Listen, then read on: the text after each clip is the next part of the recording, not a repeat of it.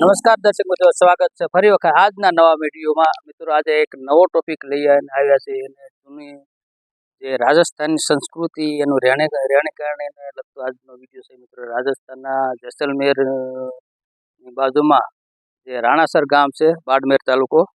તો ચલો મિત્રો, અહીંયા આપણે એક સુંદર મજાનું ઘર છે જૂનવાણી રીતનું, એ મિત્રો આપણે બતાવીશું ને ખૂબ જ સુંદર મજાનું જાણકારી મિત્રો મળશે. અહીંના જે રેસિડન્ટ છે એના વિશે આપણને માહિતી આપશે. મિત્રો તો બીજીમાં જોડાય આપણે રોડથી આપણે જેસલમેર જતા હતા આ બાજુથી, અને અહીંયા એક ભાઈ આપણે વાતચીત કરી અને બહુ વધારે મુશ્કેલથી એને હા પાડે કે ભાઈ વાંધો નહીં બનાવી લો, અને એને થોડું ગુજરાતી પણ ફાવે છે.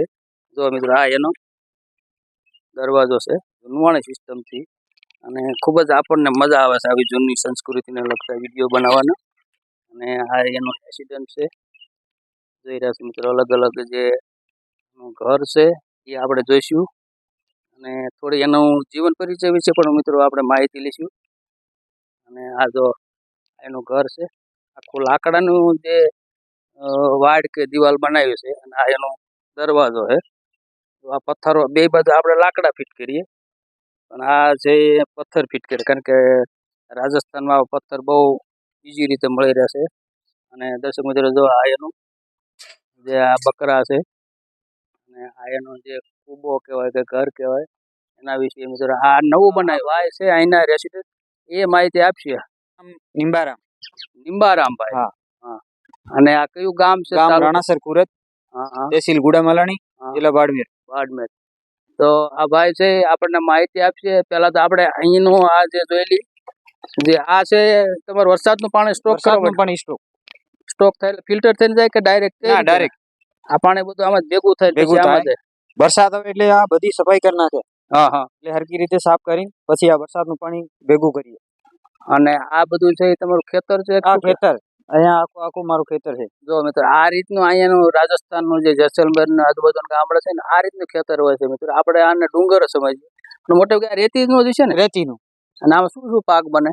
આમાં જીરું હોય, બાજરો હોય, મૂંગ હોય, મોઠ હોય, ગુવાર હોય, તેલ હોય. પાણી ક્યાંથી? પાણી વરસાદનું પાણી. બાકી જીરામાં ઓલો પાણી ટ્યુબવેલનું. બરાબર. તો જો મિત્રો આ જે ધીમે ધીમે આપણે જોઈ, આપણે મોટે ભાગે રેતી રણ વિસ્તાર કહીએ, પણ આજના ટેકનોલોજી પ્રમાણે અહીંયા પણ આ લોકો ખેતી કરે છે, જીરું બાજરી ઉગાવે છે. અને આપણે ખાસ તો મિત્રો આ જે મકાન છે, મકાન કહેવાય? ઝૂપો કહેવાય. ઝૂપો કહેવાય મિત્રો. જોઈ રહ્યા છો ખૂબ જ સુંદર મજાનો અહીંયા ઝૂપો છે. તો આપણે એની માહિતી મેળવવાની છે ને ખૂબ જ જાણવા જેવું મજા આવે છે મિત્રો. તો અંદર જઈને આપણે બતાવીશું કઈ રીતે છે, ભલે જાઓ ને, અને કેટલો ટાઈમ આમાં શું શું વસ્તુ વપરાય એનો પણ માહિતી આપજો.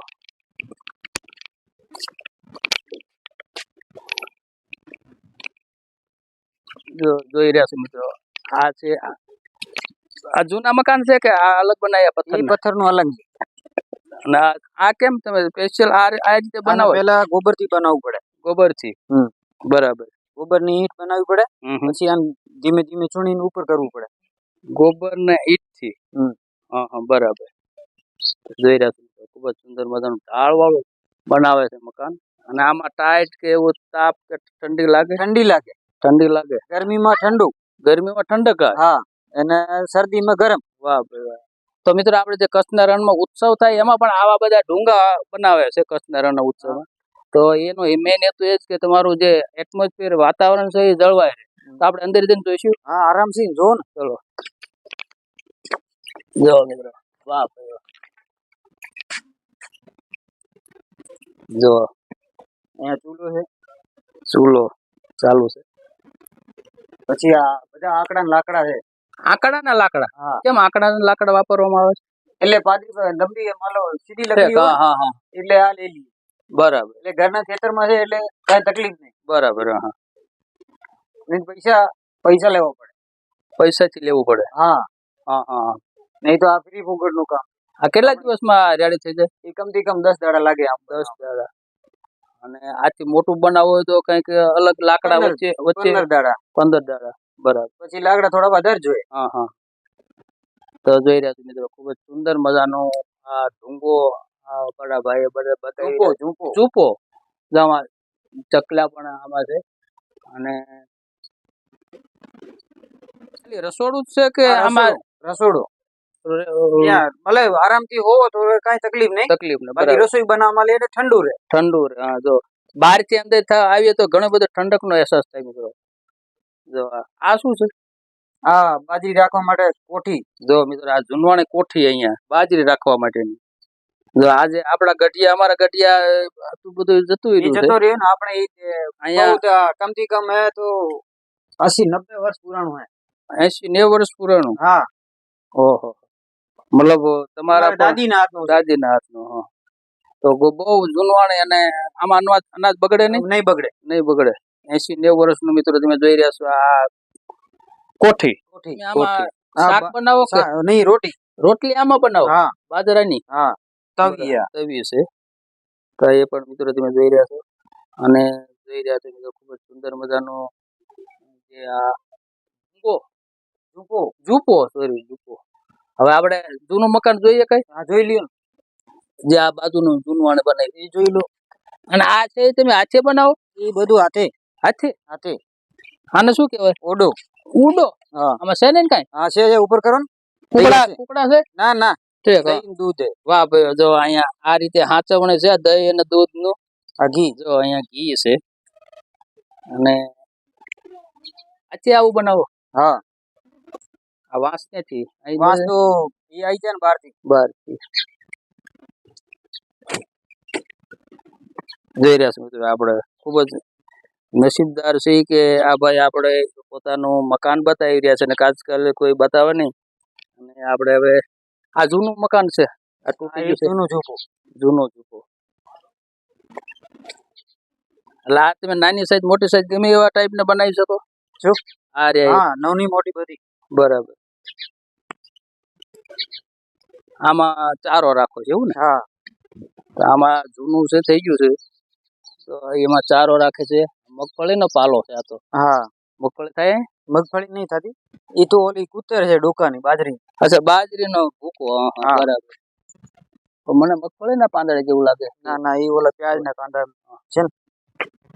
તો જોઈ મિત્રો ખૂબ જ સુંદર મજાનો અહીંયા બાળકો છે, પણ અહીં સિટીમાં નથી રહેતા, ગામડામાં સીમમાં રહે છે, પણ ભણવામાં બહુ હોશિયાર છે. બરાબર ને? કેટલામાં ભણે? પડે કીધી મેં. હે છઠ્ઠીમાં. તો છઠ્ઠીમાં. આ બધા તમારા છોકરા ભાઈ ના હોતે છે? એ ભાઈ ને મારા નાનો ભાઈ ના છે ને મારા. બરાબર. તો જ્યાં સીમ શાળા છે ત્યાં સ્કૂલમાં જાય છે. અને આ અમારા દોસ્તારો છે બધા, ભત્રીજા દોસ્તારો અમારી ફરવા આવ્યા છે. અને એને પણ આ કઈક જાણવા મળે. જોઈ રહ્યા છો. જય માતાજી દાદા. જો આ તમારું મકાન? દાદા અમારું. હાલો. જો અહીંયા આપણે ઓલા કરતા થોડુંક અલગ છે. વચ્ચે ટેકો મૂકી દેવામાં આવ્યો છે અને થોડુંક ફ્લેશ લાઇટ ચાલુ કરી દઉં. હા, પણ જો ચકલા ને રહેવાનું ખૂબ જ શાંતિનું વાતાવરણ મિત્રો થાય. જો ઉડે છે ચકલા. તો આ રીતે આ જૂનવાણી સિસ્ટમ થી અહીંયા રહે છે. અને આમાં શું છે? આમાં કઈ નહીં, એ ખાલી ઉપરથી કોઈ ચીડિયા બીજ નહીં. અચ્છા, કોઈ ચીડી આવે નહીં, કઈ પક્ષી નો આવે, નીચે ઓલું ચરક નો આવે ને. હા, બરાબર. બાકી આટો પીસવાની ઘંટી. આટો પીસવાની ઘંટી મતલબ તમે આજે પણ આ જો એમ નહીં, ચક્કી છે. ચક્કી આ ઘંટી એમ કઈ પોતાને હાથી જે આપણે બનાવ્યું હોય ને. હા, એ તો હાથનો આટો એ આમેથી ફેરાય. બરાબર. એટલે અત્યારે તમે અનાજ આમાંથી ના દળો હાલમાં? બાર ઓલી ચક્કી છે અમારા પાસે. પણ આમાં જરૂર હોય ને, આપણે ઘાટી રોટીની આટાની બનાવવાની, તો આમાં આટો નાખી બાજરી નાખી. બરાબર. આટો પીસી દે. બરાબર. જો આ પણ જૂની કોઠી છે ને, આમાં પણ અનાજ ભરવાનું છે ને? આમે અનાજ. બરાબર. ઓકે. જો મિત્રો આજની ટેકનોલોજી ઘણી બધી આગળ વધી ગઈ છે, છતાં પણ આ લોકો આજે પણ આવા મકાનમાં રહે છે અને તંદુરસ્ત રહે છે, બીમાર પણ પડતા નથી. સાચી વાત ને? હા, એ મિત્રો આજનું જે વૈજ્ઞાનિક ટેકનોલોજીના આધારે આ એક વસ્તુ બહુ કામની છે અને આ વસ્તુ આપણે સાચવી રાખવી જોઈએ. અને આ ભાઈ આજે પણ સાચવી રહ્યા છે. જો આ મિત્રો છોકરા બધા ખૂબ મોજમાં આવી ગયા છે કે આ કંઈક નવીન આજે થયું છે. કઈ દર્શક મિત્રો, અહીંયાનો જે આ રાજસ્થાનનો બાડમેર તાલુકાનો આ ગામડાનો જે એક વિડીયો છે આપણે પૂરો કરીએ છીએ. તો મિત્રો કમેન્ટમાં કરી જણાવજો કે આ વિડીયો તમને કેવો લાગ્યો. અને તમારો સપોર્ટ છે તો આપણે આવા વિડીયો મિત્રો આગળ વધશું. અને અત્યારે મિત્રો આ વિડીયો પૂરો કરું છું. જય માતાજી, જય શ્રીરામ, જય દ્વારકાધીશ. અને આ ભાઈને પણ મળી નહીં. ચલો, જય માતાજી ભાઈ, ખૂબ ખૂબ આભાર, ખૂબ ખૂબ આભાર. જય બાબા.